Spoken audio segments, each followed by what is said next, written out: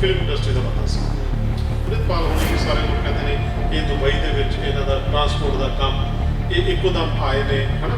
ਜਿਵੇਂ ਇਲੈਕਸ਼ਨ ਦੇ ਵਿੱਚ ਲੋਕ ਕਹਿ ਦਿੰਦੇ ਨੇ ਵੀ ਇਹ ਪੈਰਾਸ਼ੂਟ ਤੋਂ ਬੜਾ ਬਦਲਾ, ਕਿਤੇ ਦਿਨ 'ਚ ਮਿਲਦਾ ਦਿਨ 'ਚ ਦੋ ਵਾਰੀ ਸ਼ੇਅਰ ਕਰਦੇ ਹੋਣਗੇ, ਵਾਲ ਵੰਨ ਸਵੰਨੇ ਕਟਵਾਉਂਦੇ ਹੋਣਗੇ, ਪਰ ਹੁਣ ਸਿਰ ਦੇ ਉੱਤੇ ਦਸਤਾਰ ਸਜੇ, ਗੁਰੂ ਵਾਲੇ ਹੋ ਕੇ ਅੰਮ੍ਰਿਤ ਛਕ ਲਿਆ। ਇਹ ਬਦਲਾਅ ਦਾ ਕਾਰਨ ਕੀ? ਇਹ ਸੋਚਣਾ ਸ਼ੁਰੂ ਕਰਤਾ ਸੀ ਕਿ ਇਸ ਦਾ ਕਤਲ ਕਰਾਉਣਾ ਬੰਦ ਕਰਨਾ ਸੀ।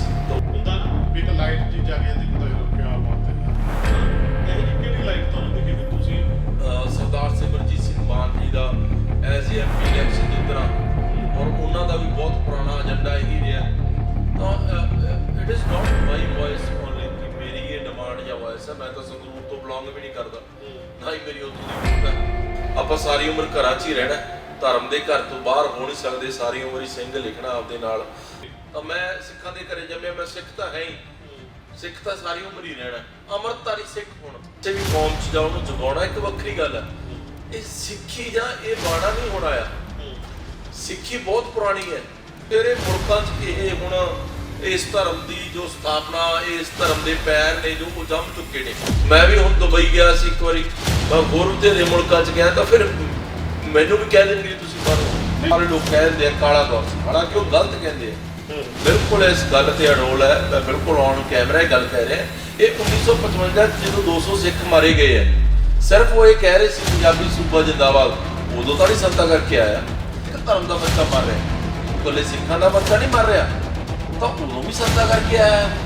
ਤਾਂ ਉਹ ਆਖਰਕਾਰ ਕਿਸੇ ਚੀਜ਼ ਦੀ ਝੂਠ ਮਾਰਨ ਦੀ ਕੋਈ ਲਿਮਟ ਹੁੰਦੀ ਹੈ। ਜਿਹੜੇ ਫੌਜੀ ਲੋਕ ਡੇਰੇ ਵਾਲਿਆਂ ਨੇ ਮਾਰੇ ਤੇ 2 ਦਿਨ ਉੱਥੇ ਫਿਰਦੇ ਰਹੇ, ਉੱਥੇ ਬੈਠੇ ਰਹੇ, ਤੇ ਉਹ ਵੀ ਸੰਤਾ ਕਰਕੇ ਆਇਆ ਸੀ।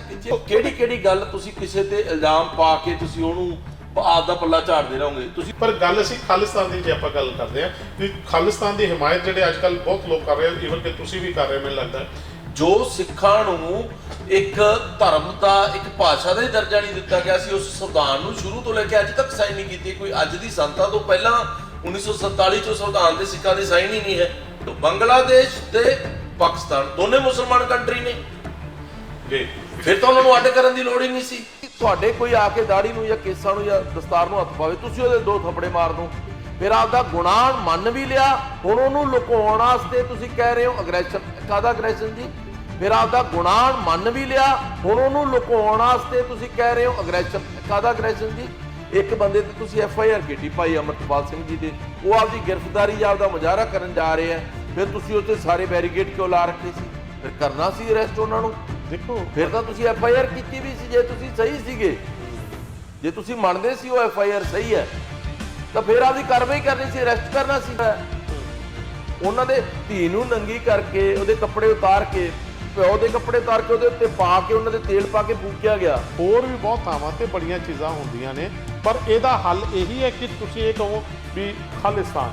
ਜਦੋਂ ਉਹ ਤੁਸੀਂ ਜਦ ਤੱਕ ਉਹ ਪਹਿਲੇ ਦਿਨ ਆਏ ਤੇ ਉਹਨਾਂ ਨੇ ਖਾਲਿਸਤਾਨ ਮੰਗਣਾ ਸ਼ੁਰੂ ਕਰਤਾ।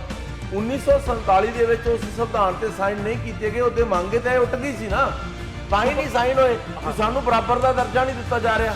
ਫਿਰ ਜੇ ਪੰਜਾਬੀ ਸੂਬਾ ਜਿੰਦਾਬਾਦ ਕੋਈ ਕਹਿ ਰਿਹਾ, ਪੰਜਾਬੀ ਸੂਬਾ ਜਿੰਦਾਬਾਦ, ਉੱਥੇ ਤੁਸੀਂ 200 ਸਿੰਘ ਸ਼ਹੀਦ ਕਰਤੇ, ਉਹਨਾਂ ਨਾਲ ਸਰੋਵਰ ਭਰਤਾ ਉਹਨਾਂ ਦੇ ਖੂਨ ਨਾਲ। ਸਤਿ ਸ਼੍ਰੀ ਅਕਾਲ ਦੋਸਤੋ, ਪ੍ਰੋਗਰਾਮ ਤੁਸੀਂ ਦੱਸੋ ਜੀ ਵਿੱਚ ਤੁਹਾਡਾ ਬਹੁਤ ਬਹੁਤ ਸਵਾਗਤ।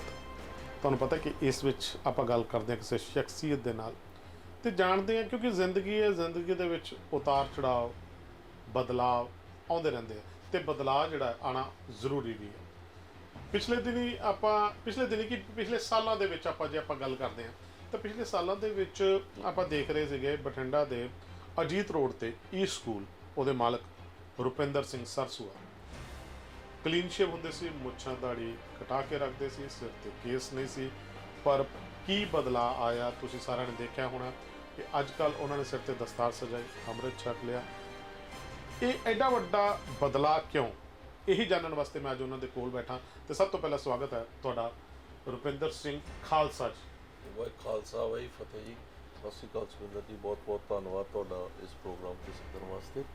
ਰੁਪਿੰਦਰ ਸਿੰਘ ਸਰਸੂਆ ਤੋਂ ਰੁਪਿੰਦਰ ਸਿੰਘ ਖਾਲਸਾ, ਬੜਾ ਬਦਲਾਅ। ਕਿਤੇ ਦਿਨ 'ਚ ਮੈਨੂੰ ਲੱਗਦਾ ਦਿਨ 'ਚ 2 ਵਾਰੀ ਸ਼ੇਵ ਕਰਦੇ ਹੋਵੋਗੇ, ਵਾਲ ਵੰਨ ਸਵੰਨੇ ਕਟਵਾਉਂਦੇ ਹੋਵੋਗੇ, ਪਰ ਹੁਣ ਸਿਰ ਦੇ ਉੱਤੇ ਦਸਤਾਰ ਸਜਾਈ, ਗੁਰੂ ਵਾਲੇ ਹੋ ਗਏ, ਅੰਮ੍ਰਿਤ ਛਕ ਲਿਆ। ਇਹ ਬਦਲਾਅ ਦਾ ਕਾਰਨ ਕੀ?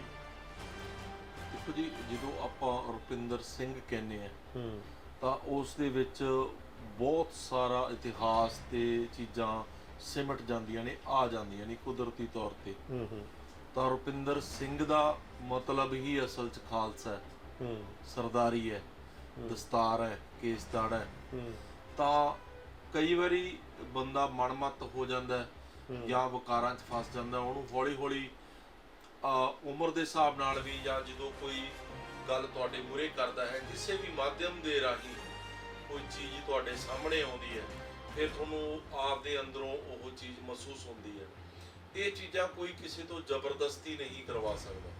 ਇਹ ਜੋ ਵੀ ਹੁੰਦਾ ਹੈ, ਤੁਸੀਂ ਕਿਸ ਤਰ੍ਹਾਂ ਦਾ, ਕਿਹੜੇ ਧਰਮ 'ਚ ਕਿੰਨੀ ਤੁਸੀਂ ਉਸ ਦੇ ਪ੍ਰਤੀ ਡੈਡੀਕੇਟਿਡ ਹੋ, ਕਿੰਨੇ ਉਸ ਧਰਮ ਦੇ ਪ੍ਰਤੀ ਤੁਸੀਂ ਜਾਗਰੂਕ ਹੋ, ਉਹ ਤੁਹਾਡੇ ਇੰਟਰਨਲ ਜੋ ਤੁਹਾਡੀਆਂ ਫੀਲਿੰਗਸ ਹੈ ਉਹਦੇ ਤੇ ਡਿਪੈਂਡ ਕਰਦਾ। ਉਹ ਜਿਵੇਂ ਜਿਵੇਂ ਤੁਹਾਨੂੰ ਉਸ ਚੀਜ਼ ਦੀ ਸੋਧੀ ਆਉਂਦੀ ਹੈ, ਸਮਝ ਆਉਂਦੀ ਹੈ, ਉਸ ਤਰ੍ਹਾਂ ਤੁਸੀਂ ਉਹਦੇ ਵਿੱਚ ਅੱਗੇ ਵਧਦੇ ਹੋ। ਔਰ ਉਸੇ ਦਾ ਹੀ ਇਹ ਨਤੀਜਾ ਹੈ, ਕਿਉਂਕਿ ਮੈਂ ਦਸੰਬਰ ਤੋਂ ਇਹ ਤਿਆਰੀ ਕਰ ਰਿਹਾ ਸੀ ਔਰ ਦਸੰਬਰ ਮਹੀਨੇ ਤੋਂ ਮੈਂ ਪਹਿਲਾਂ ਇਹ ਸੋਚਣਾ ਸ਼ੁਰੂ ਕਰਤਾ ਸੀ ਕਿ ਇਸ ਦਾ ਕਤਲ ਕਰਾਉਣਾ ਬੰਦ ਕਰਤਾ ਸੀ। ਤਾਂ ਉਸ ਤੋਂ ਬਾਅਦ ਅੱਜ ਫਰਵਰੀ ਨਹੀਂ, ਉਹੀ ਮੈਂ ਹੀ ਕਹਿ ਰਿਹਾ ਨਾ। ਦੇਖੋ ਦਸੰਬਰ 'ਚ ਤੁਸੀਂ ਇਹ ਕਹਿ ਰਹੇ ਹੋ ਕਿ ਇਹੋ ਜਿਹੀ ਚੀਜ਼ ਕੀ ਦੇਖ ਲਈ, ਕੀ ਪੜ੍ਹ ਲਈ, ਕੀ ਕਿਸੇ ਨੇ ਤੁਹਾਨੂੰ, ਕੀ ਤੁਸੀਂ ਦੇਖੋ ਤੁਸੀਂ ਪਹਿਲਾਂ ਵੀ ਸਿੰਘ ਲਗਾਉਂਦੇ ਸੀ ਰੁਪਿੰਦਰ ਸਿੰਘ, ਤੁਸੀਂ ਹੁਣ ਵੀ ਲਗਾਉਂਦੇ ਹੋ, ਪਰ ਇਹੋ ਜਿਹੀ ਕੀ ਗੱਲ ਆ ਗਈ, ਕੀ ਸੋਝੀ ਆ ਗਈ, ਕੀ ਐਂ ਕਹਿ ਲਓ ਵੀ ਪ੍ਰਕਾਸ਼ ਤੁਹਾਨੂੰ ਹੋ ਗਿਆ ਹੁੰਦਾ ਨਾ, ਵੀ ਇੱਕ ਲਾਈਟ ਜੀ ਜਗ ਜਾਂਦੀ, ਬੰਦਾ ਯਾਰ ਕਿਆ ਬਾਤ ਹੈ ਯਾਰ, ਹਨਾ? ਇਹੋ ਜਿਹੀ ਕਿਹੜੀ ਲਾਈਟ ਤੁਹਾਨੂੰ ਦਿਖੀ ਵੀ ਤੁਸੀਂ ਇਹ ਸਾਰਾ ਰੂਪ ਹੀ ਚੇਂਜ ਕਰ ਲਿਆ, ਸਿੱਖੀਜ਼ਮ ਵੱਲ ਪੂਰੇ ਡਿਵੋਟਡ ਹੋ ਗਏ ਤੁਸੀਂ? ਸਰ ਦੇਖੋ, 2007 ਦੇ ਵਿੱਚ ਮੈਂ ਕੇਸ ਦਾੜਾ ਰੱਖਣਾ ਪਹਿਲਾਂ ਸਟਾਰਟ ਕੀਤਾ ਸੀ। ਬਾਅਦ 'ਚ 2008 'ਚ ਮੈਂ ਇੰਡੀਆ ਆ ਗਿਆ ਸੀ ਇੰਗਲੈਂਡ ਤੋਂ, ਤੇ ਉੱਥੇ ਮੈਂ ਗੁਰਦੁਆਰਾ ਸਾਹਿਬ ਵਿੱਚ ਸੇਵਾ ਕਰਦਾ ਹੁੰਦਾ ਸੀ, ਰਹਿੰਦਾ ਹੁੰਦਾ ਸੀ ਉੱਥੇ। ਔਰ ਵੈਸੇ ਮੈਂ ਪੜ੍ਹਨ ਗਿਆ ਸੀ, ਪੜ੍ਹਦਾ ਵੀ ਸੀ ਨਾਲ ਨਾਲ। ਤਾਂ ਉਹ ਕਿਸੇ ਕਾਰਨ ਵਰਸ਼ ਉਦੋਂ ਮੈਂ ਵਾਪਸ ਆ ਗਿਆ ਸੀ, ਕਾਫੀ ਲੰਮਾ ਸਮਾਂ ਹੋ ਗਿਆ ਉਸ ਗੱਲ ਨੂੰ, 16 ਸਾਲ ਹੋ ਗਏ। ਤਾਂ ਉਸ ਤੋਂ ਬਾਅਦ ਜਿਸ ਤਰ੍ਹਾਂ ਕਈ ਚੀਜ਼ਾਂ ਤੁਹਾਨੂੰ ਜ਼ਿੰਦਗੀ 'ਚ ਪ੍ਰਭਾਵਿਤ ਕਰਦੀਆਂ ਨੇ ਜਾਂ ਤੁਹਾਡੇ ਅੰਦਰ ਨੂੰ ਹਿਲਾ ਕੇ ਰੱਖ ਦਿੰਦੀਆਂ ਨੇ, ਉਹਦੇ ਵਿੱਚ ਸਭ ਤੋਂ ਵੱਡੀ ਘਟਨਾ ਸੀ ਜੋ 2015 ਦੀ ਬੇਅਦਬੀ ਵਾਲੀ ਘਟਨਾ ਹੋਈ ਸੀ। ਫਿਰ ਦੀਪ ਸਿੱਧੂ ਜੀ ਨੇ ਆਵਾਜ਼ ਚੱਕੀ, ਖਾਸ ਕਰਕੇ ਖਾਲਿਸਤਾਨ ਦੀ ਆਵਾਜ਼ ਚੱਕੀ, ਜਾਂ ਉਹਨਾਂ ਨੇ ਕਿਹਾ ਸੀ ਖਾਲਿਸਤਾਨ ਦੀ ਮੰਗ ਰੱਖਦੇ ਹਾਂ। ਫਿਰ ਉਸ ਤੋਂ ਬਾਅਦ ਭਾਈ ਅਮਰਤਪਾਲ ਜੀ, ਉਹ ਜੋ ਵਾਰਿਸ ਪੰਜਾਬ ਦੀ ਜਥੇਬੰਦੀ ਆਪਣੇ ਸਿੰਘਾਂ ਵਾਸਤੇ, ਸਿੱਖਾਂ ਵਾਸਤੇ, ਕੌਮ ਵਾਸਤੇ ਦੀਪ ਸਿੱਧੂ ਜੀ ਛੱਡ ਕੇ ਗਏ, ਤਾਂ ਉਸ ਤੋਂ ਬਾਅਦ ਉਹਨਾਂ ਨੇ ਕਾਰ-ਪਾਰ ਉਸ ਦਾ ਸੰਭਾਲਿਆ। ਤਾਂ ਉਹ ਸਾਰੀਆਂ ਗੱਲਾਂ ਨੇ ਮੈਨੂੰ ਕਾਫੀ ਪ੍ਰਭਾਵਿਤ ਕੀਤਾ। ਔਰ ਉਹਨਾਂ ਦੇ ਵਿੱਚ ਕਈ ਵਾਰੀ ਗੈਪ ਆ ਜਾਂਦਾ ਗੱਲਾਂ ਦੇ ਵਿੱਚ, ਜਿਵੇਂ 2015 ਤੋਂ ਬਾਅਦ ਬੇਅਦਬੀ ਹੋਈ, ਫਿਰ ਹੋਰ ਘਟਨਾਵਾਂ ਹੋ ਜਾਂਦੀਆਂ, ਫਿਰ ਦੁਨੀਆ ਨੂੰ ਸਾਰੀ ਨੂੰ ਕਰੋਨਾ ਨੇ ਘੇਰ ਲਿਆ ਸੀ, ਤਾਂ ਉਦੋਂ ਸਭ ਕੁਝ ਹੀ ਰੁਕ ਗਿਆ ਸੀ। ਤਾਂ ਉਸ ਤੋਂ ਬਾਅਦ ਫਿਰ ਦੀਪ ਸਿੱਧੂ ਜੀ ਵਾਲੀ ਘਟਨਾ ਹੋ ਗਈ, ਫਿਰ ਭਾਈ ਆਪਣਾ ਅਮਰਤਪਾਲ ਜੀ ਆ ਗਏ। ਤਾਂ ਉਹਦੇ ਵਿੱਚ ਦੀ ਵੀ ਕਈ ਘਟਨਾਵਾਂ ਹੋ ਜਾਂਦੀਆਂ, ਜਿਸ ਤਰ੍ਹਾਂ ਸਰਦਾਰ ਸਿਮਰਜੀਤ ਸਿੰਘ ਮਾਨ ਜੀ ਦਾ ਐਜ਼ MP ਇਲੈਕਸ਼ਨ ਜਿੱਤਣਾ, ਔਰ ਉਹਨਾਂ ਦਾ ਵੀ ਬਹੁਤ ਪੁਰਾਣਾ ਏਜੰਡਾ ਇਹੀ ਰਿਹਾ। ਤਾਂ it is not my voice only ਕਿ ਮੇਰੀ ਇਹ ਡਿਮਾਂਡ ਜਾਂ ਵੌਇਸ ਹੈ। ਮੈਂ ਤਾਂ ਸੰਗਰੂਰ ਤੋਂ ਬਿਲੋਂਗ ਵੀ ਨਹੀਂ ਕਰਦਾ, ਨਾ ਹੀ ਮੇਰੀ ਉੱਥੋਂ ਦੀ ਵੋਟ ਹੈ। ਤਾਂ ਉਹ ਸਾਰੇ ਇੰਨੀਆਂ ਲੱਖਾਂ ਵੋਟਾਂ ਉਹਨਾਂ ਨੂੰ ਪਈਆਂ, ਤਾਂ ਉਹ ਚੀਜ਼ਾਂ ਨੇ ਸਾਰੀਆਂ ਨੇ ਮੈਨੂੰ ਕਾਫੀ ਪ੍ਰਭਾਵਿਤ ਕੀਤਾ, ਕਿਉਂਕਿ ਮੈਂ ਇਹ ਫਸਟ ਟਾਈਮ ਇਹਦੇ ਇਸ ਸਰੂਪ 'ਚ ਪੂਰੀ ਤਰ੍ਹਾਂ ਆਇਆ। ਬਟ ਮੈਂ 2007 ਦੀਆਂ ਵੀ ਪਿਕਚਰਸ ਸ਼ਾਇਦ ਤੁਹਾਨੂੰ ਇੱਕ ਵਾਰੀ ਦਿਖਾਈਆਂ ਸੀ, ਉਹ ਮੇਰੇ ਕੋਲੇ ਹੁਣ ਵੀ ਮੌਜੂਦ ਨੇ। ਉਦੋਂ ਵੀ ਮੇਰੇ ਕੇਸ ਦਾੜਾ ਰੱਖਿਆ ਹੁੰਦਾ ਸੀ, ਇਸ ਤਰ੍ਹਾਂ ਅੰਮ੍ਰਿਤਧਾਰੀ ਨਹੀਂ ਮੈਂ ਉਦੋਂ ਹੋਇਆ ਸੀ। ਤਾਂ ਉਹ ਇੱਕ ਤਰ੍ਹਾਂ ਦੀ ਘਰ ਵਾਪਸੀ ਹੋ ਜਾਂਦੀ ਹੈ, ਮੁੜ ਆ ਜਾਂਦਾ ਬੰਦਾ। ਤਾਂ ਜ਼ਿਆਦਾਤਰ ਪੋਲੀਟੀਸ਼ੀਅਨਸ ਇਹ ਟਰਮ ਵਰਤਦੇ ਹੁੰਦੇ ਆ ਵੀ ਜਦੋਂ ਪਾਰਟੀਆਂ ਪੁੱਟੀਆਂ ਤੋਂ ਛੱਡਦੇ ਨੇ ਜਾਂ ਕੋਈ ਖਹਿੜਾ ਛਡਾਉਣਾ ਹੋਵੇ ਲੋਕਾਂ ਤੋਂ, ਤਾਂ ਕਹਿੰਦੇ ਆ ਵੀ ਅਸੀਂ ਘਰ ਵਾਪਸੀ ਕੀਤੀ। ਪਰ ਧਰਮ ਦੀ ਤਾਂ ਆਪਾਂ ਸਾਰੀ ਉਮਰ ਘਰਾਂ 'ਚ ਹੀ ਰਹਿਣਾ, ਧਰਮ ਦੇ ਘਰ ਤੋਂ ਬਾਹਰ ਹੋ ਨਹੀਂ ਸਕਦੇ, ਸਾਰੀ ਉਮਰ ਹੀ ਸਿੰਘ ਲਿਖਣਾ ਆਪਦੇ ਨਾਲ। ਤਾਂ ਜੋ ਮੇਰੇ ਫਾਦਰ ਸਾਹਿਬ ਸੀਗੇ, ਮਦਰ ਸੀ, ਚਲੋ ਉਹ ਨਹੀਂ ਇਸ ਦੁਨੀਆ 'ਤੇ ਰਹੇ, ਤਾਂ ਉਹ ਜੋ ਰੀਅਲ ਪੇਰੈਂਟਸ ਸੀ ਮੇਰੇ। ਤਾਂ ਉਸ ਤੋਂ ਬਾਅਦ ਹੁਣ ਉਹ ਵੀ ਸਿੱਖ ਸੀ, ਸਰਦਾਰ ਸੀ ਜੀ। ਤਾਂ ਮੈਂ ਸਿੱਖਾਂ ਦੇ ਘਰੇ ਜੰਮਿਆ, ਮੈਂ ਸਿੱਖ ਤਾਂ ਹੈ ਹੀ, ਸਿੱਖ ਤਾਂ ਸਾਰੀ ਉਮਰ ਹੀ ਰਹਿਣਾ, ਅੰਮ੍ਰਿਤਧਾਰੀ ਸਿੱਖ ਹੁਣ ਮੈਂ ਯੈਸ, ਇਹੀ ਮੇਰਾ ਸਵਾਲ ਸੀ। ਰੁਪਿੰਦਰ ਸਿੰਘ ਤੋਂ ਰੁਪਿੰਦਰ ਸਿੰਘ ਖਾਲਸਾ ਜਿਹੜੇ ਬਣੇ, ਉਹ ਇੱਕਦਮ ਬਿਲਕੁਲ ਬਦਲਾਵ ਆ ਗਿਆ, ਗੁਰੂ ਵਾਲੇ ਹੋ ਗਏ। ਤੇ ਚਲੋ ਇਹ ਤਾਂ ਭਾਗਾਂ ਵਾਲਾ ਹੁੰਦਾ, ਜਿਹੜਾ ਗੁਰੂਆਂ ਵਾਲਾ ਹੁੰਦਾ, ਗੁਰੂ ਵਾਲਾ ਹੁੰਦਾ। ਸੋ ਗੱਲ ਦੇਖੋ ਪਤਾ ਕੀ ਸੀਗੀ, ਤੁਸੀਂ ਇਹ ਗੱਲ ਕੀਤੀ ਵੀ ਮੈਂ ਦੀਪ ਸਿੱਧੂ ਹੋਣਾ ਤੋਂ ਪ੍ਰਭਾਵਿਤ ਹੋਇਆ, ਮੈਂ ਅੰਮ੍ਰਿਤਪਾਲ ਸਿੰਘ ਹੋਣਾ ਤੋਂ ਪ੍ਰਭਾਵਿਤ ਹੋਇਆ, ਇਸ ਕਰਕੇ ਮੈਂ ਇਹ ਬਾਣਾ ਜਿਹੜਾ ਪਾਇਆ। ਕਾਫੀ ਕੁਝ ਕਿਉਂ, ਤੁਸੀਂ ਕੀ ਦੇਖਿਆ ਉਹਨਾਂ ਦਾ ਵੀ ਜਿਹੜਾ ਉਹਨਾਂ ਤੋਂ ਤੁਸੀਂ ਪ੍ਰਭਾਵਿਤ ਹੋ। ਜੇ ਅਸੀਂ ਗੱਲ ਕਰੀਏ ਦੀਪ ਸਿੱਧੂ ਦੀ, ਤਾਂ ਦੀਪ ਸਿੱਧੂ ਇੱਕ ਫਿਲਮ ਇੰਡਸਟਰੀ ਦਾ ਬੰਦਾ ਸੀ।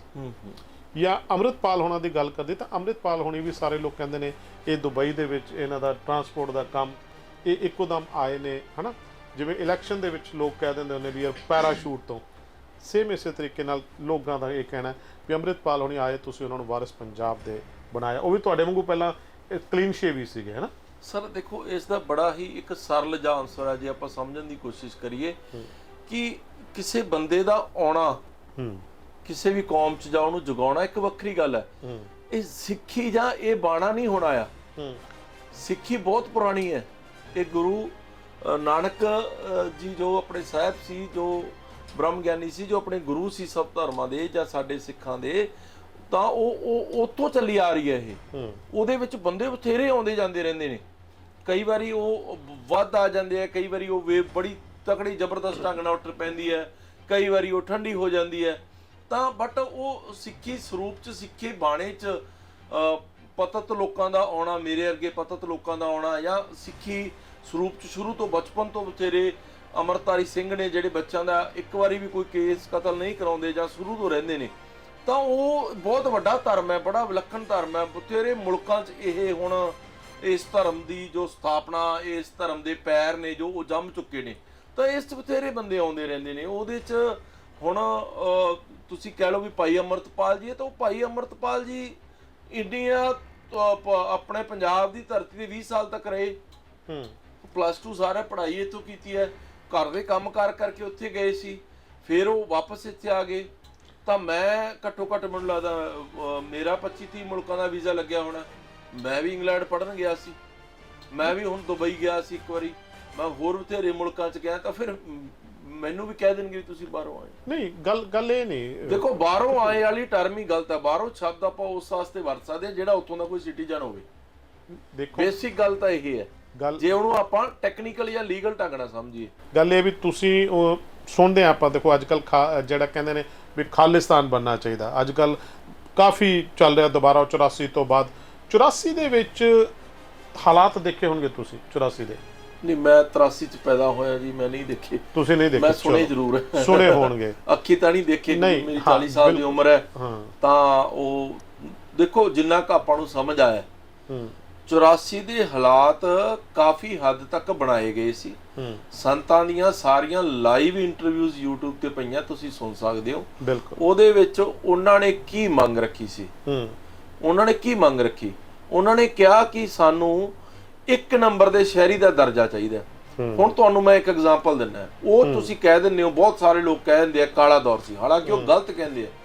ਮੈਂ ਬਿਲਕੁਲ ਇਸ ਗੱਲ ਤੇ ਅਡੋਲ ਹੈ। ਮੈਂ ਬਿਲਕੁਲ ਔਨ ਕੈਮਰਾ ਇਹ ਗੱਲ ਕਹਿ ਰਿਹਾ ਕਿ ਜਿਹੜੇ ਉਹ ਕਹਿੰਦੇ ਉਹ ਕਾਲਾ ਦੌਰ ਸੀ, ਇਹ ਸੰਤਾ ਕਰਕੇ ਆਏ ਸੀ, ਉਹ ਬਿਲਕੁਲ ਗਲਤ ਕਹਿੰਦੇ ਆ।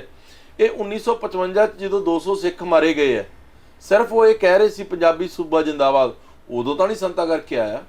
ਇਹ 2015 ਚ ਗੁਰੂ ਗ੍ਰੰਥ ਸਾਹਿਬ ਨੂੰ ਪਾੜ ਕੇ ਰੂੜੀਆਂ ਨਾਲੀਆਂ ਗਲੀਆਂ ਤੇ ਖਿਲਾਰਤਾ, ਉਦੋਂ ਵੀ ਉਹ ਸੰਤਾ ਕਰਕੇ ਆਇਆ ਸੀ ਕਾਲਾ ਦੌਰ।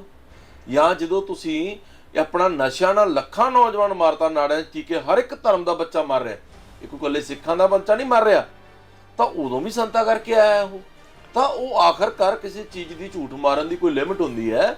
ਇਹ ਸੰਤਾਂ ਨੂੰ ਤੁਸੀਂ 84 ਵਾਲਾ ਦੌਰ ਦੇਤਾ, ਤੇ ਬਾਕੀ ਸਾਰੇ ਦੌਰ 1978 ਚ ਤੁਸੀਂ ਉੱਥੇ 13 ਸਿੰਘ ਮਾਰ ਕੇ, ਤੇ ਜਿਹੜੇ ਅਖੌਤੀ ਉਹ ਡੇਰੇ ਵਾਲਿਆਂ ਨੇ ਮਾਰੇ ਸੀ, ਉਹ 2 ਦਿਨ ਉੱਥੇ ਫਿਰਦੇ ਰਹੇ, ਉੱਥੇ ਬੈਠੇ ਰਹੇ, ਤੇ ਉਹ ਵੀ ਸੰਤਾ ਕਰਕੇ ਆਇਆ ਸੀ। ਕਿੱਥੇ ਤੁਸੀਂ ਕਿਹੜੀ ਗੱਲ ਦਾ ਜਵਾਬ ਦਿਓਗੇ?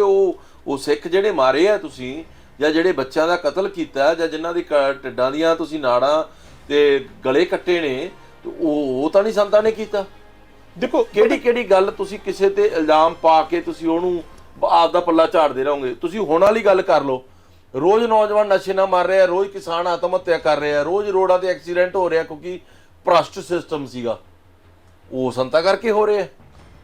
ਦੇਖੋ, ਗੱਲ ਇਹ ਨਹੀਂ ਹੈਗੀ ਵੀ ਜਿਹੜੇ ਨਸ਼ੇ ਨਾਲ, ਠੀਕ ਹੈ, ਨਸ਼ੇ ਨਾਲ ਜਿਹੜਾ ਮਰ ਰਹੇ ਨੇ ਉਹਦੇ ਤੇ ਫਿਰ ਉਹ ਖਾਲਿਸਤਾਨ ਦੀ ਮੰਗ ਵੀ ਨਹੀਂ ਕਰਦੇ ਪਏ ਤੁਸੀਂ, ਠੀਕ ਹੈ ਨਾ।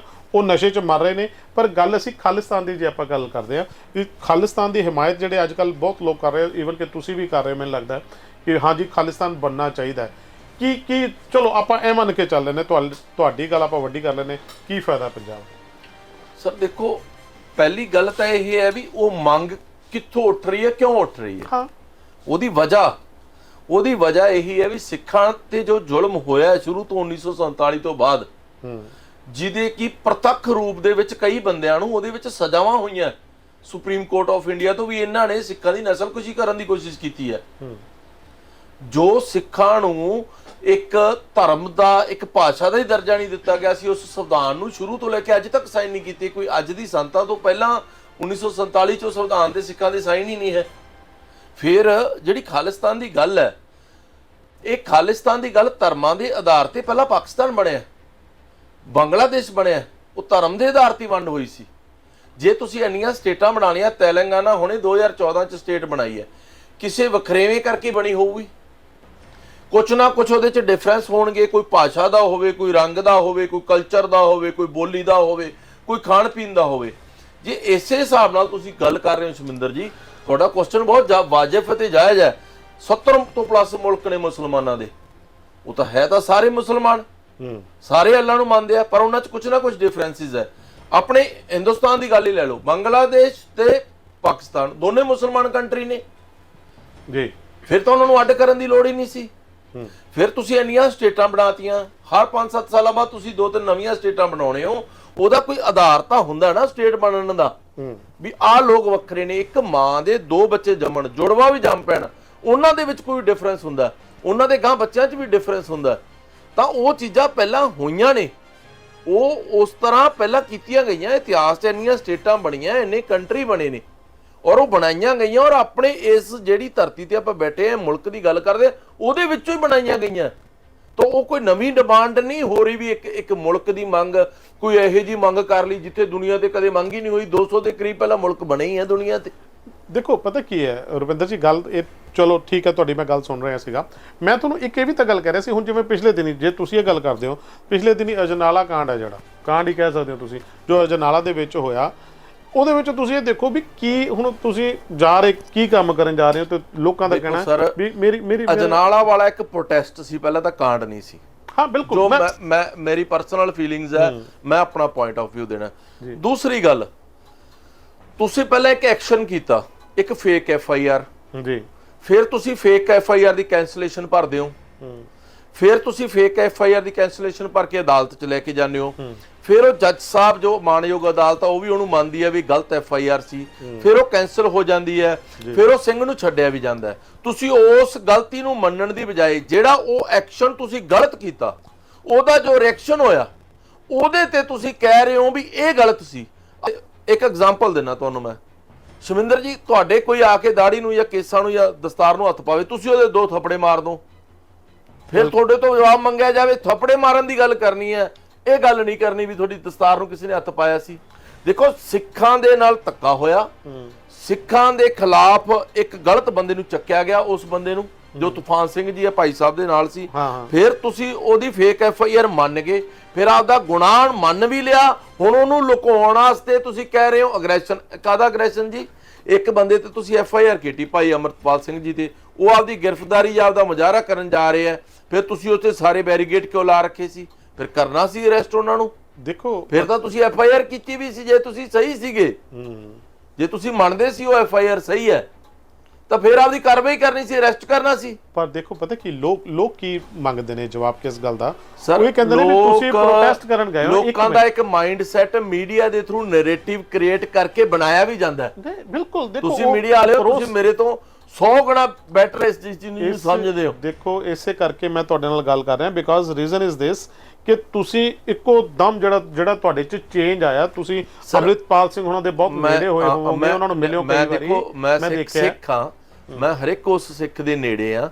ਮੈਂ ਹਾਲਾਂਕਿ 5-7 ਮਿੰਟ ਕਦੇ ਮਿਲਿਆ ਹੂੰ ਅਮਰਿਤਪਾਲ ਜੀ ਨੂੰ, ਉਹ ਵੀ ਕੋਈ ਮੇਰੀ ਹੋਰ ਕੋਈ ਗੱਲ ਨਹੀਂ ਹੋਈ, ਸਿਰਫ ਇਹ ਗੱਲ ਹੋਈ ਵੀ ਸਾਡੇ ਆਪਣਾ ਮਾਲਵੇ ਦੇ ਵਿੱਚ ਪਤਤ ਲੋਕ, ਕੈਂਸਰ, ਨਸ਼ਾ, ਆ ਚੀਜ਼ਾਂ ਜ਼ਿਆਦੇ ਆ, ਤਾਂ ਤੁਸੀਂ ਥੋੜਾ ਜਿਹਾ ਇੱਧਰ ਵੱਧ ਮਤਲਬ ਧਿਆਨ ਦੇ ਲਿਆ ਕਰੋ। ਮੈਂ ਇੰਨੀ ਕੁ ਬੇਨਤੀ ਕੀਤੀ ਸੀ, ਇੰਨੀ ਗੱਲ ਹੋਈ ਹੈ ਮੇਰੀ। ਹੁਣ ਦੂਸਰੀ ਗੱਲ, ਤੁਹਾਡੀ ਗੱਲ ਤੇ ਮੇਰੀ ਗੱਲ ਸੁਣੋ, ਆਪਾਂ ਇਸ ਟੌਪਿਕ ਤੇ ਵੀ ਆਨੇ ਆ। ਪਰ ਗੱਲ ਤੁਸੀਂ ਇਹ ਦੇਖੋ, ਜਿਹੜੀ ਤੁਸੀਂ ਪ੍ਰੋਟੈਸਟ ਦੀ ਗੱਲ ਕਰ ਰਹੇ ਹੋ, ਨੋ ਡਾਊਟ ਠੀਕ ਹੈ, ਕੁਝ ਲੋਕਾਂ ਨੂੰ ਕਾਂਡ ਲੱਗਦਾ, ਕਿਸੇ ਨੂੰ ਪ੍ਰੋਟੈਸਟ ਕਰਦੇ ਇਸੇ ਕਰਕੇ। ਸਿੱਖਾਂ ਨੂੰ ਉਕਸਾਇਆ ਗਿਆ ਸਰ, ਸਿੱਖਾਂ ਦੇ ਝੂਠੇ ਪਰਚੇ ਕੱਟੇ ਗਏ, ਜਿਹੜੀ ਸਿੱਖਾਂ ਦੀ ਨਸਲਕੁਸ਼ੀ ਹੋਈ।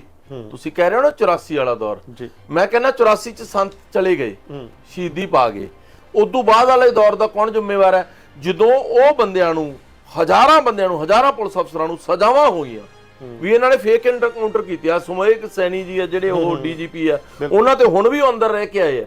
ਕਾਹਦੇ ਚ ਰਹਿ ਕੇ ਆਏ ਆ?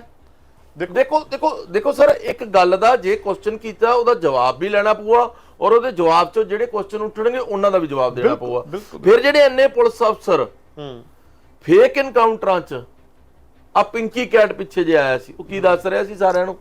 ਮੁਲਾਜ਼ਮਾਂ ਦਾ ਬੰਦੇ ਦੱਸ ਰਿਹਾ ਸੀ ਸਾਡੇ ਮੁਲਾਜ਼ਮ ਫੇਕ ਐਨਕਾਊਂਟਰ ਕਰਦੇ ਰਹੇ ਆ। ਬਿਲਕੁਲ। ਤਾਂ ਫਿਰ ਸਿੱਖਾਂ ਨੂੰ ਮਾਰਿਆ ਜਾਂਦਾ ਹੈ, ਉਹਨਾਂ ਦੇ ਧੀ ਨੂੰ ਨੰਗੀ ਕਰਕੇ, ਉਹਦੇ ਕੱਪੜੇ ਉਤਾਰ ਕੇ, ਪਿਓ ਦੇ ਕੱਪੜੇ ਉਤਾਰ ਕੇ ਉਹਦੇ ਉੱਤੇ ਪਾ ਕੇ, ਉਹਨਾਂ ਦੇ ਤੇਲ ਪਾ ਕੇ ਫੂਕਿਆ ਗਿਆ। ਉਸ ਕੇਸ ਚ ਸੱਜਣ ਕੁਮਾਰ ਨੂੰ ਕਾਹਦੀ ਸਜ਼ਾ ਹੋਈ ਹੈ ਜੀ ਦੱਸੋ? ਪਰ ਇੱਕ ਸੱਜਣ ਕੁਮਾਰ ਨੂੰ ਸਜ਼ਾ ਹੋਈ ਹੈ ਨਾ? ਬਿਲਕੁਲ। ਕਾਹਦੀ ਹੋਈ ਹੈ? ਫਿਰ ਤੁਸੀਂ ਉਸ ਗੱਲ ਤੇ, ਉਸ ਮੰਗ ਨੂੰ ਤੁਸੀਂ ਕਿਵੇਂ ਨਜਾਇਜ਼ ਠਹਿਰਾ ਸਕਦੇ ਹੋ, ਜਿਸ ਮੰਗ ਦੇ ਵਿੱਚ ਇੰਨੇ ਬੰਦੇ ਉਹ ਸਿੱਖਾਂ ਨਾਲ ਧੱਕਾ ਕਰਨ, ਜ਼ੁਲਮ ਕਰਨ, ਉਹਨਾਂ ਦਾ ਕਤਲ ਕਰਨ, ਉਹਨਾਂ ਦੀ ਨਸਲਕੁਸ਼ੀ ਕਰਨ ਦੇ ਵਿੱਚ ਜੇਲ੍ਹਾਂ 'ਚ ਬੈਠੇ ਨੇ। ਔਰ ਇਸੇ ਮੁਲਕ ਦੇ ਸੰਵਿਧਾਨ ਜਿਹਦੀ ਆਪਾਂ ਗੱਲ ਕਰ ਰਹੇ ਹਾਂ, ਕਾਨੂੰਨ, ਤੁਸੀਂ ਜੋ ਹਿੰਦੁਸਤਾਨ ਦੀ ਗੱਲ ਕਰ ਰਹੇ ਹੋ, ਉਹਨੇ ਉਹਨਾਂ ਨੂੰ ਸਜ਼ਾ ਦਿੱਤੀ ਹੋਈ ਹੈ। ਤਾਂ ਫਿਰ ਉਹਨਾਂ ਦੀ ਮੰਗ ਜਾਇਜ਼ ਹੈ, ਫਿਰ ਨਜਾਇਜ਼ ਕਿਵੇਂ ਹੋਗੀ ਜੀ? ਨਹੀਂ, ਤੁਸੀਂ ਮੇਰੀ ਇੱਕ ਗੱਲ ਸੁਣੋ ਨਾ, ਵੀ ਮੰਨ ਕੇ ਚਲੋ ਵੀ ਤੁਸੀਂ ਕਹਿ ਦਿੰਦੇ ਹੋ ਵੀ ਉਹਨਾਂ ਲੋਕਾਂ ਨੇ ਐਨਕਾਊਂਟਰ ਜਿਹੜੇ ਗਲਤ ਕੀਤੇ ਪੁਲਿਸ ਵਾਲਿਆਂ ਨੇ, ਹਨਾ, ਸਾਰਿਆਂ ਨੇ ਕਿਹਾ ਵੀ ਹੈ ਉਹ ਸਜ਼ਾਵਾਂ ਨਹੀਂ ਕਹਿ ਰਿਹਾ, ਮੈਂ ਕਹਿੰਦਾ ਸਜ਼ਾਵਾਂ ਵੀ ਮਿਲੀਆਂ। ਭਾਈ ਸਾਹਿਬ ਦੇਖੋ ਵੱਡੇ ਸਜ਼ਾਵਾਂ ਵੀ ਮਿਲੀਆਂ, ਉਹ ਮੈਂ ਨਹੀਂ ਕਹਿ ਰਿਹਾ, ਉਹ ਆਪਣੇ ਦੇਸ਼ ਦੀਆਂ ਜੋ ਮਾਣਯੋਗ ਅਦਾਲਤਾਂ ਉਹ ਕਹਿ ਰਹੀਆਂ ਉਹਨਾਂ ਨੇ ਸਜ਼ਾ ਦਿੱਤੀ ਹੈ। ਮੈਂ ਉਹੀ ਕਹਿੰਦਾ, ਮੇਰੇ ਕਹਿਣ ਨਾ ਕਹਿਣ ਨਾਲ ਕੁਝ ਨਹੀਂ ਹੋਣ ਵਾਲਾ। ਦੇਖੋ, ਬਹੁਤ ਇਕੱਲਾ ਸਿੱਖ ਕੌਮ ਨਾਲ ਨਹੀਂ, ਹੋਰ ਵੀ ਬਹੁਤ ਥਾਵਾਂ ਤੇ ਬੜੀਆਂ ਚੀਜ਼ਾਂ ਹੁੰਦੀਆਂ ਨੇ, ਪਰ ਇਹਦਾ ਹੱਲ ਇਹੀ ਹੈ ਕਿ ਤੁਸੀਂ ਇਹ ਕਹੋ ਵੀ ਖਾਲਿਸਤਾਨ ਬਣਨਾ ਜ਼ਰੂਰੀ ਹੈ। ਸਰ, ਇਹਦਾ ਹੱਲ ਪਹਿਲਾਂ ਕੀ ਮੰਗਿਆ ਗਿਆ ਸੀ? ਪਹਿਲਾਂ ਨਹੀਂ ਖਾਲਿਸਤਾਨ ਮੰਗਿਆ ਗਿਆ। ਪਹਿਲਾਂ ਕੀ ਮੰਗਿਆ ਗਿਆ? ਪਹਿਲਾਂ ਇਹ ਮੰਗਿਆ ਗਿਆ ਕਿ ਸਾਨੂੰ 1 ਨੰਬਰ ਦੇ ਸਿਟੀਜ਼ਨ ਦਾ ਦਰਜਾ ਦਿੱਤਾ ਜਾਵੇ। ਉਦੋਂ ਪਹਿਲਾਂ ਇਹ ਮੰਗਿਆ ਗਿਆ ਕਿ ਪੰਜਾਬੀ ਸੂਬਾ ਭਾਸ਼ਾ ਦੇ ਆਧਾਰ ਤੇ, ਧਰਮ ਦੇ ਆਧਾਰ ਤੇ ਬਣੇ, ਪੰਜਾਬੀ ਸੂਬਾ ਜਿੰਦਾਬਾਦ ਦੇ ਨਾਰੇ ਲੱਗੇ। ਫਿਰ ਉਸ ਤੋਂ ਬਾਅਦ ਤੁਸੀਂ ਉਸ ਸਟੇਟ ਦੇ ਟੋਟੇ ਕੀਤੇ, ਫਿਰ ਉਹਦੀ ਰਾਜਧਾਨੀ ਪਾਣੀਆਂ ਦੀ ਵੰਡ ਤੁਸੀਂ ਖੜੀ ਕਰਤੀ, ਫਿਰ ਉਸ ਸਟੇਟ ਦੀ ਧਰਮ ਨੂੰ ਮੰਨਣ ਤੋਂ ਕਹਿਤਾ ਵੀ ਜਿਹੜੇ ਸਿੱਖ ਨੇ ਉਹ ਕੇਸਾਧਾਰੀ ਹਿੰਦੂ ਨੇ, ਉਹਨਾਂ ਦੀ ਧਰਮ ਦੀ ਵੀ ਉਹ ਕਰਤੀ। ਫਿਰ ਤੁਸੀਂ ਡਾਇਰੈਕਟ ਗੋਲੀ ਦੀ ਬਜਾਏ, ਡਾਇਰੈਕਟ ਗੋਲੀ ਨਾਲ, ਧਮਾਕੇ ਨਾਲ ਮਾਰਨ ਦੀ ਬਜਾਏ ਨਸ਼ਿਆਂ ਨਾਲ ਉਹਨਾਂ ਨੂੰ ਸਾਰਿਆਂ ਨੂੰ ਮਾਰਨਾ ਸ਼ੁਰੂ ਕਰਤਾ। ਫਿਰ ਸਰ ਦੇਖੋ, ਮੈਨੂੰ ਜਵਾਬ ਦੇ ਲੈ ਜੀ। ਫਿਰ ਜਦੋਂ ਉਹ ਤੁਸੀਂ ਜਦ ਤੱਕ ਉਹ ਪਹਿਲੇ ਦਿਨ ਆਏ ਤੇ ਉਹਨਾਂ ਨੇ ਖਾਲਿਸਤਾਨ ਮੰਗਣਾ ਸ਼ੁਰੂ ਕਰਤਾ। 1947 ਦੇ ਵਿੱਚ ਉਸ ਸੰਵਿਧਾਨ ਤੇ ਸਾਈਨ ਨਹੀਂ ਕੀਤੇ ਗਏ, ਉਹਦੇ ਮੰਗੇ ਤੇ ਉੱਠ ਗਈ ਸੀ ਨਾ, ਤਾਂ ਹੀ ਨਹੀਂ ਸਾਈਨ ਹੋਏ ਕਿ ਸਾਨੂੰ ਬਰਾਬਰ ਦਾ ਦਰਜਾ ਨਹੀਂ ਦਿੱਤਾ ਜਾ ਰਿਹਾ। ਫਿਰ ਜੇ ਪੰਜਾਬੀ ਸੂਬਾ ਜਿੰਦਾਬਾਦ ਕੋਈ ਕਹਿ ਰਿਹਾ, ਪੰਜਾਬੀ ਸੂਬਾ ਜਿੰਦਾਬਾਦ, ਉੱਥੇ ਤੁਸੀਂ 200 ਸਿੰਘ ਸ਼ਹੀਦ ਕਰਤੇ, ਉਹਨਾਂ ਨੇ ਸਰੋਵਰ ਭਰਤਾ ਉਹਨਾਂ ਦੇ ਖੂਨ ਨਾਲ, ਉਦੋਂ ਤਾਂ ਖਾਲਿਸਤਾਨ ਜਿੰਦਾਬਾਦ ਕਿਹਾ ਹੀ ਨਹੀਂ ਕਿਸੇ ਨੇ। 1978 ਚ ਨਹੀਂ ਕਿਹਾ ਜਦੋਂ ਤੁਸੀਂ ਨਿਰੰਕਾਰੀ ਮਾਰਤੇ, ਨਿਰੰਕਾਰੀਆਂ ਨੇ ਸਾਡੇ ਸਿੱਖ ਮਾਰਤੇ ਵਿਚਾਰੇ ਨਿਰਦੋਸ਼ੇ। ਫਿਰ ਤੁਸੀਂ ਜਦੋਂ ਹੁਣ ਖਾਲਿਸਤਾਨ ਦੀ ਮੰਗ ਉੱਠੀ ਆ ਕੇ, ਫਿਰ ਤੁਸੀਂ ਹੁਣ ਨਾ ਇਹ ਕਹੋ, ਉਹਦੇ ਜੜ ਨੂੰ ਦੇਖੋ ਕਿ ਸਿੱਖਾਂ ਨੇ ਉਹ ਸੰਵਿਧਾਨ ਤੇ ਸਾਈਨ ਨਹੀਂ ਕੀਤੇ। ਉਹ ਉਦੋਂ ਤੋਂ ਹੀ ਮੰਗ ਸੀ, ਉਦੋਂ ਪੰਜਾਬੀ ਸੂਬੇ ਦੀ ਮੰਗ ਸੀ, ਠੀਕ ਹੈ ਨਾ। ਉਹ ਮੰਗ ਵੱਧਦੀ ਜਦੋਂ ਜ਼ੁਲਮ ਵੱਧਦੇ ਗਏ, ਨਸਲਕੁਸ਼ੀਆਂ ਹੁੰਦੀਆਂ ਰਹੀਆਂ, ਫੇਕ ਐਨਕਾਊਂਟਰ ਹੁੰਦੇ ਰਹੇ, ਬੱਚੇ ਮਾਰੇ ਗਏ, ਫਿਰ ਉੱਠੀ। ਦੇਖੋ, ਖਾਲਿਸਤਾਨ ਦੀ ਜਿੱਥੇ ਆਪਾਂ ਗੱਲ ਕਰਦੇ ਆ ਰਹੇ, ਪਰ ਮੇਰੀ ਗੱਲ ਉਹ ਵਿੱਚ ਰਹਿ ਗਈ ਸੀ ਅਜਨਾਲੇ ਵਾਲੀ। ਅਜਨਾਲੇ ਦੇ ਵਿੱਚ ਤੁਸੀਂ ਕਹਿੰਦੇ ਹੋ ਪ੍ਰੋਟੈਸਟ ਕਰਨ ਗਏ ਸੀ। ਬਿਲਕੁਲ। ਜਦੋਂ ਅਸੀਂ ਪ੍ਰੋਟੈਸਟ ਕਰਨ ਜਾਂਦੇ ਆ ਤਾਂ ਮੈਨੂੰ ਨਹੀਂ ਇਹ ਲੱਗਦਾ ਵੀ ਉੱਥੇ ਬਾਬੇ ਦੇ ਸਰੂਪ ਦੀ ਲੋੜ ਸੀ। ਮੈਨੂੰ ਕਿਉਂ ਬਿਕੋਜ਼ ਅਸੀਂ ਲੋਕਾਂ ਨਾਲ ਗੱਲਬਾਤ ਕਰਦੇ ਆ ਤਾਂ ਉਹ ਕਹਿੰਦੇ, ਮੇਰੀ ਗੱਲ ਸੁਣੋ, ਉੱਥੇ ਪੁਲਿਸ ਡਿਪਾਰਟਮੈਂਟ ਹੈ, ਤੁਸੀਂ ਪੁਲਿਸ ਵਾਲੇ, ਤੁਹਾਡੀ ਗੱਲ ਦਾ ਜਵਾਬ ਦੇ ਦਿੰਨਾ, ਕਿਉਂ ਨਹੀਂ ਉਹ ਕਿਹੜੀ ਮਨਸ਼ਾ ਨਾਲ ਲੈ ਕੇ ਆਉਣੇ, ਉਦੋਂ ਕੋਈ ਜਾਣ ਬੁੱਝ ਕੇ ਉਹਦਾ ਬੇਸਤਕਾਰ ਜਾਂ ਉਹ ਕਰ ਦਿੰਦਾ। ਪਰ ਨਹੀਂ, ਦੇਖੋ ਪ੍ਰੋਟੈਸਟ ਦੇ ਉੱਤੇ ਮੈਂ ਤਾਂ ਕਿਸੇ ਨੇ ਵੀ ਪਹਿਲੀ ਵਾਰੀ ਦੇਖਿਆ ਸਰ, ਹਮੇਸ਼ਾ ਹੀ ਹੁੰਦਾ ਪ੍ਰੋਟੈਸਟ। ਹੁਣ ਮੁਹਾਲੀ ਚੱਲੀ ਜਾਂਦਾ, ਉੱਥੇ ਵੀ ਗੁਰੂ ਗ੍ਰੰਥ ਸਾਹਿਬ ਹੈਗੇ। ਦੇਖੋ ਹੁਣ ਚੱਲ ਰਿਹਾ, ਉਦੋਂ ਪਹਿਲਾਂ ਨਹੀਂ ਸਰ, ਮੁਹਾਲੀ ਚੱਲੀ ਜਾਂਦਾ, ਉੱਥੇ ਗੁਰੂ ਗ੍ਰੰਥ ਸਾਹਿਬ ਦਾ ਪਾਠ ਹੋ ਰਿਹਾ। ਸਰ ਬਾਲਕੀ ਸਾਹਿਬ ਜਦੋਂ ਇੱਥੇ ਆਪਣਾ ਥੋੜਾ ਸਮੇਂ ਪਹਿਲਾਂ ਦੀ ਗੱਲ ਹੈ, ਪਿਛਲੀ ਸਰਕਾਰਾਂ ਦੀ, ਉਦੋਂ ਇੱਥੇ ਪਾਲਕੀ ਸਾਹਿਬ ਲੈ ਕੇ ਆ ਰਹੇ ਸੀ, ਉਹ ਕਹਿ ਰਹੇ ਸੀ ਅਸੀਂ ਨਗਰ ਕੀਰਤਨ ਕੁਝ ਕੱਢਣਾ ਤੇ ਇੱਥੇ ਤਲਵੰਡੀ ਕੋਲੇ ਉਹਦੇ ਟਾਇਰ ਪੈਂਚੇ ਗਏ ਸੀ, ਅਸੀਂ ਜਾਣ ਨਹੀਂ ਦੇਣਾ। ਉਦੋਂ ਤਾਂ ਕੋਈ ਪ੍ਰੋਟੈਸਟ ਨਹੀਂ ਸੀ ਸਰ। ਨਗਰ ਕੀਰਤਨ ਇੱਕ ਅਲੱਗ ਚੀਜ਼ ਹੈ ਸਰ। ਦੇਖੋ, ਤੁਸੀਂ ਆਪ ਦੀ ਗੱਲ ਤੇ ਆਉਣਾ ਪਊਗਾ ਕਿ ਤੁਸੀਂ ਗਲਤ FIR ਕੀਤੀ, ਉਹਦੇ ਕਨਸੀਕੁਐਂਸਿਸ ਜੋ ਹੋਏ, ਇੱਕ ਗਲਤ ਐਕਸ਼ਨ ਕੀਤਾ ਗਿਆ, ਉਹਦੇ ਐਕਸ਼ਨ ਦਾ ਇੱਕ ਰਿਐਕਸ਼ਨ ਹੋਇਆ, ਉਹਦੇ ਵਿੱਚ ਬਹਾਨੇਬਾਜ਼ੀ ਕਰਕੇ ਉਹਦੇ ਵਿੱਚ 700 ਬੰਦਾ ਤੁਸੀਂ ਕਿਸਾਨ ਧਰਮ ਨੇ ਗਲਤ ਕਾਨੂੰਨ ਬਣਾ ਕੇ ਉਹ ਮਾਰਿਆ ਗਿਆ। ਉੱਥੇ ਤਾਂ ਨਹੀਂ ਗੁਰੂ ਗ੍ਰੰਥ ਸਾਹਿਬ ਨੂੰ ਅਸੀਂ ਪਹਿਲਾਂ ਲੈ ਕੇ ਗਏ ਸੀ, ਉੱਥੇ ਤਾਂ ਨਹੀਂ ਕਿਸੇ ਦੀ ਬੇਅਦਬੀ ਹੋਈ। ਤੁਸੀਂ ਕਿਉਂ ਗਲਤ ਕਾਨੂੰਨ ਲੈ ਕੇ ਆਏ? 700 ਬੰਦਾ ਮਾਰਿਆ ਗਿਆ, ਨੋਟਬੰਦੀ ਕਰਕੇ ਕਿੰਨੇ ਪਰਿਵਾਰ ਉਜੜੇ ਸੀ, ਕਿੰਨੇ ਬੰਦੇ ਮਾਰੇ ਗਏ। ਨੋਟਬੰਦੀ ਦਾ ਨਤੀਜਾ ਕੀ ਨਿਕਲਿਆ? ਤੁਸੀਂ 1000 ਵਾਲਾ ਨੋਟ ਬੰਦ ਕਰਕੇ 2000 ਵਾਲਾ ਲੈ ਜਾਂਦੇ ਹੋ।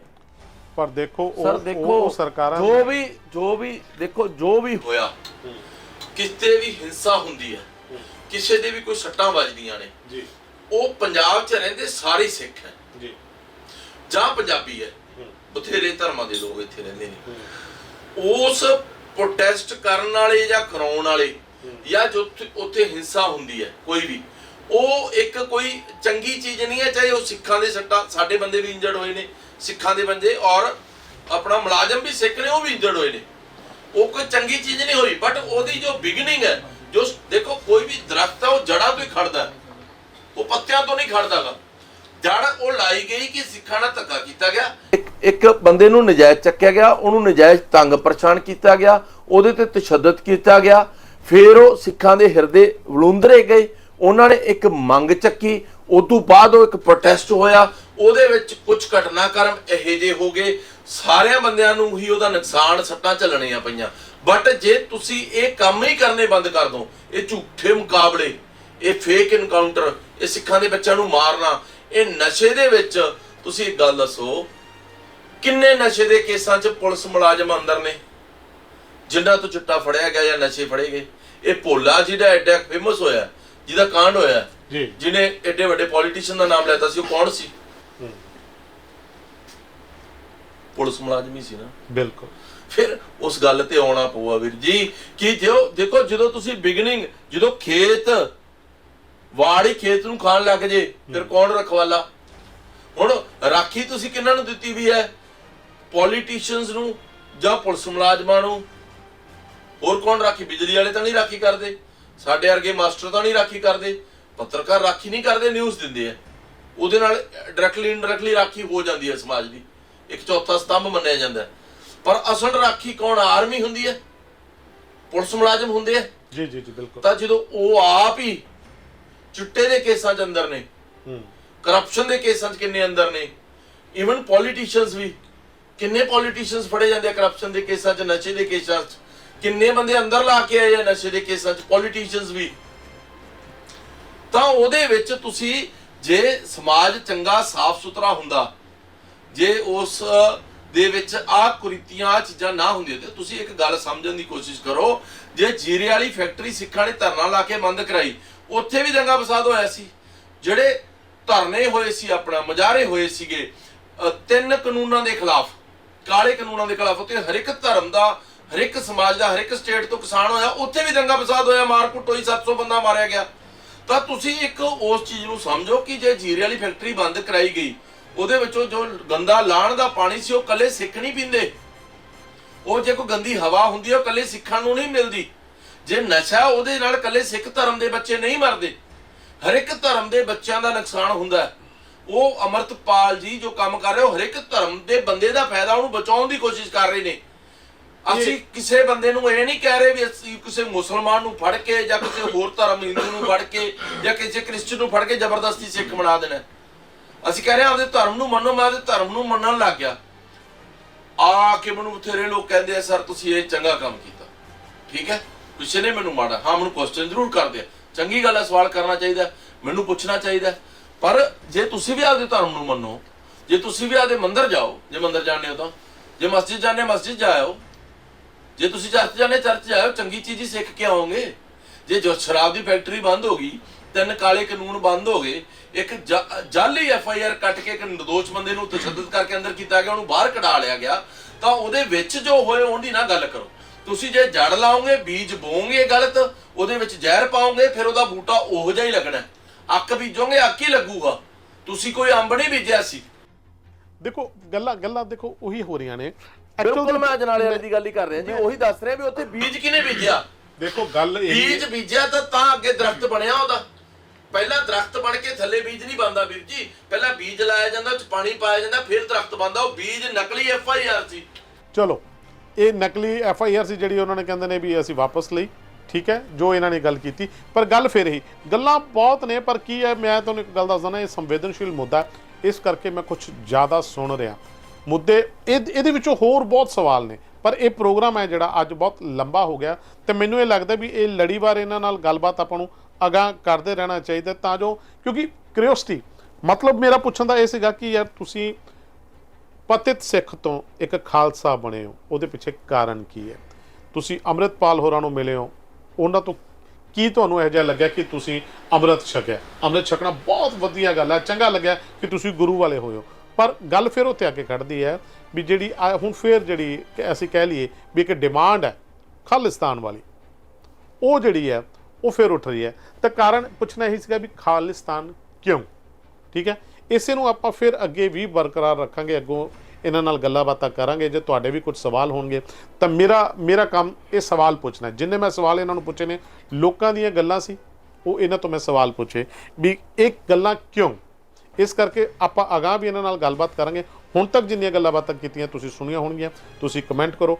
ਅਗਲੀ ਵਾਰੀ ਆਪਾਂ ਰੁਪਿੰਦਰ ਸਿੰਘ ਖਾਲਸਾ ਹੋਣਾ ਤੋਂ ਉਹਨਾਂ ਸਾਰੇ ਸਵਾਲਾਂ ਦੇ ਜਵਾਬ ਲਵਾਂਗੇ। ਖਾਲਸਾ ਜੀ, ਸਾਰੀਆਂ ਗੱਲਾਂ ਇੱਕ ਪਾਸੇ, ਪਰ ਤੁਹਾਡਾ ਸਰੂਪ ਬਹੁਤ ਅੱਛਾ ਲੱਗਿਆ। ਤੁਸੀਂ ਗੁਰੂ ਵਾਲੇ ਹੋਏ ਹੋ ਤੇ ਗੁਰੂ ਵਾਲਾ ਹੋਣਾ ਭਾਗਾਂ ਵਾਲਾ ਹੁੰਦਾ ਹੈ। ਦੇਖੋ ਸਰ, ਸਿਰ ਤੇ ਦਸਤਾਰ ਇੱਕ ਵਿਲੱਖਣਾ ਰੂਪ, ਇੱਕ ਸ਼ਖਸੀਅਤ ਪਰਮਾਤਮਾ ਨੇ ਬਖਸ਼ੀ ਹੈ, ਉਹ ਗੁਰੂ ਨੇ ਸਾਡੇ ਨੇ ਸਾਨੂੰ ਬਖਸ਼ੀ ਹੈ ਜੀ। ਤਾਂ ਉਹ ਸਾਰੇ ਕਹਿੰਦੇ ਆ ਅੰਦਰੋਂ ਆਵਾਜ਼ ਉੱਠਦੀ ਹੈ, ਔਰ ਮੈਂ ਚਾਹਣਾ ਕਿ ਹਰ ਇੱਕ ਸਿੱਖ ਦੇ ਅੰਦਰੋਂ ਆਵਾਜ਼ ਉੱਠੇ। ਪਹਿਲੀ ਜੋ ਧਰਮ ਦੀ ਗੱਲ ਹੁੰਦੀ ਹੈ ਉਹ ਆਪਦੇ ਧਰਮ ਦੇ ਬੰਦਿਆਂ ਨਾਲ ਹੀ ਹੁੰਦੀ ਹੈ ਜੀ, ਬਿਲਕੁਲ। ਉਹ ਆਪਾਂ ਕਿਸੇ ਦੂਜੇ ਧਰਮ ਦੇ ਬੰਦਿਆਂ ਨੂੰ ਨਹੀਂ ਕਹਿ ਸਕਦੇ, ਉਹ ਕਹਿਣਗੇ ਤੁਸੀਂ ਆਪਦੇ ਬੰਦਿਆਂ ਨੂੰ ਤਾਂ ਸੁਧਾਰੋ ਜੀ, ਬਿਲਕੁਲ। ਤਾਂ ਅਸੀਂ ਤੁਹਾਡੇ ਅੱਗੇ ਚਰਨਾਂ 'ਚ ਤੁਹਾਡੇ ਸਾਰਿਆਂ ਦੀ ਅਰਦਾਸ ਬੇਨਤੀ ਹੈ ਕਿ ਆਪਦੇ ਕੋਈ ਵੀ ਬੱਚੇ ਨੇ ਉਹਨਾਂ ਨੂੰ ਧਰਮ ਵਾਲੇ ਪਾਸੇ ਜੋੜੋ। ਉਹ ਇੰਨਾ ਕੁ ਜ਼ਿਆਦਾ OTT Facebook social media platforms ਤੋਂ ਇੰਨਾ ਕੁ ਜ਼ਿਆਦਾ ਗਲਤ ਚੀਜ਼ਾਂ ਦੇਖ ਕੇ ਉਧਰਲੇ ਪਾਸੇ ਤੁਰੇ ਜਾ ਰਹੇ ਨੇ, ਉਸ ਤਰ੍ਹਾਂ ਦੀ ਵੇਸ਼ਭੂਸ਼ਾ ਬਣਾ ਰਹੇ ਨੇ, ਉਸ ਤਰ੍ਹਾਂ ਦੇ ਕੰਮ ਕਰ ਰਹੇ ਨੇ।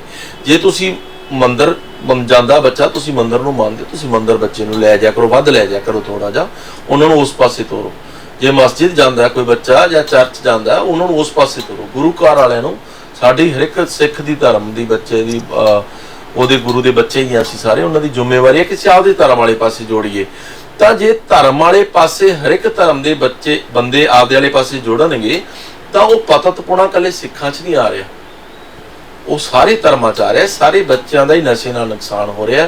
ਤੁਹਾਡੇ ਸਾਰਿਆਂ ਦੀ ਚਰਨਾਂ 'ਚ ਇਹੀ ਬੇਨਤੀ ਹੈ ਕਿ ਤੁਸੀਂ ਯਾਰ ਦੇ ਬੱਚਿਆਂ ਨੂੰ ਅੱਜ ਹਰ ਕਿਸਮ ਦਾ ਹਰ ਥਾਂ ਦੇ ਨਗੇਜ ਦਿਖਾਇਆ ਜਾ ਰਿਹਾ, ਉਧਰਲੇ ਪਾਸੇ ਤੁਰੇ ਜਾ ਰਹੇ ਆ। ਫਿਰ ਬੱਚੇ ਮਨ ਮਰਜ਼ੀ ਨਾਲ ਆਪਦੇ ਵਿਆਹ ਵੀ ਕਰਾਉਂਦੇ ਆ, ਫਿਰ ਤਲਾਕ ਇੰਨੇ ਹੋਈ ਜਾਂਦੇ ਆ, ਫਿਰ ਨਸ਼ੇ ਇੰਨੇ ਕੋੜ ਚੱਲ ਪਏ ਨੇ, ਫਿਰ ਸ਼ਰਾਬਾਂ ਇੰਨੇ ਕਿਸਮ ਦੀਆਂ ਚੱਲ ਪਈਆਂ ਨੇ, ਫਿਰ ਬਾਹਰ ਨੂੰ ਭੱਜਦੇ ਆ। ਫਿਰ ਕਿੰਨੇ ਬੱਚੇ ਸੁਸਾਈਡ ਵੱਲ, ਡਿਪਰੈਸ਼ਨ ਵੱਲ, ਨਸ਼ਾ ਚੜਾਊ ਕੇਂਦਰ, ਹਸਪਤਾਲ, ਕੈਂਸਰ, ਉਹਨਾਂ ਚੀਜ਼ਾਂ ਤੋਂ ਮੁਕਤੀ ਆਪਾਂ ਨੂੰ ਲੈਣੀ ਪੈਣੀ ਹੈ। ਜੇ ਆਪਾਂ ਇੰਨੇ ਸੌਖੇ ਹੁੰਦੇ ਤਾਂ ਬਾਰ-ਬਾਰ ਆਪਾਂ ਸਰਕਾਰਾਂ ਨਾ ਬਦਲਦੀ।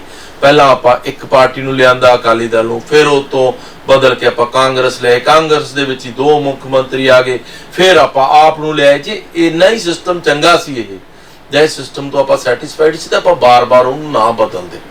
ਤਾਂ ਇਸ ਕਰਕੇ ਤੁਹਾਡੇ ਚਰਨਾਂ 'ਚ ਇਹੀ ਬੇਨਤੀ ਹੈ ਕਿ ਤੁਸੀਂ ਆਪਦੇ ਬੱਚਿਆਂ ਨੂੰ ਉਸ ਪਤਤਪੁਣੇ ਤੋਂ ਕੱਢ ਕੇ ਉਹ ਜਿਹੜੇ ਗਲਤ ਰਾਹ ਤੇ ਚੱਲ ਰਹੇ ਨੇ ਉਹਨਾਂ ਨੂੰ ਥੋੜਾ ਜਿਹਾ ਧਰਮ ਵਾਲੇ ਪਾਸੇ ਜੋੜੋ, ਤਾਂ ਕਿ ਉਹਦੇ ਨਾਲ ਇੱਕ ਅੰਦਰ ਚੰਗੀ ਚੀਜ਼ ਹੀ ਜਾਏਗੀ। ਤੁਹਾਡੇ ਸਾਰਿਆਂ ਦਾ ਬਹੁਤ ਬਹੁਤ ਧੰਨਵਾਦ।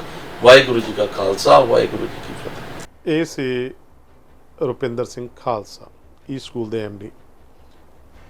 ਇਹਨਾਂ ਨਾਲ ਆਪਾਂ ਕਈ ਗੱਲਾਂ ਬਾਤਾਂ ਕੀਤੀਆਂ।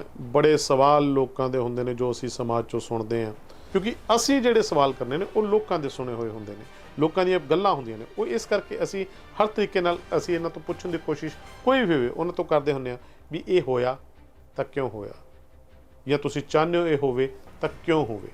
ਇਸ ਤਰੀਕੇ ਦੇ ਕੋਈ ਸਵਾਲ ਹੁੰਦੇ। ਮੈਂ ਤੁਹਾਨੂੰ ਇਹ ਗੱਲ ਕੀਤੀ ਸੀ ਵੀ ਆਪਾਂ ਅਗਲੇ ਪ੍ਰੋਗਰਾਮਾਂ ਦੇ ਵਿੱਚ ਇਹਨਾਂ ਨਾਲ ਹੋਰ ਵੀ ਗੱਲਾਂ ਬਾਤਾਂ ਕਰਾਂਗੇ। ਅੱਜ ਦੇ ਲਈ ਦਿਓ ਇਜਾਜ਼ਤ। ਸਤਿ ਸ਼੍ਰੀ ਅਕਾਲ।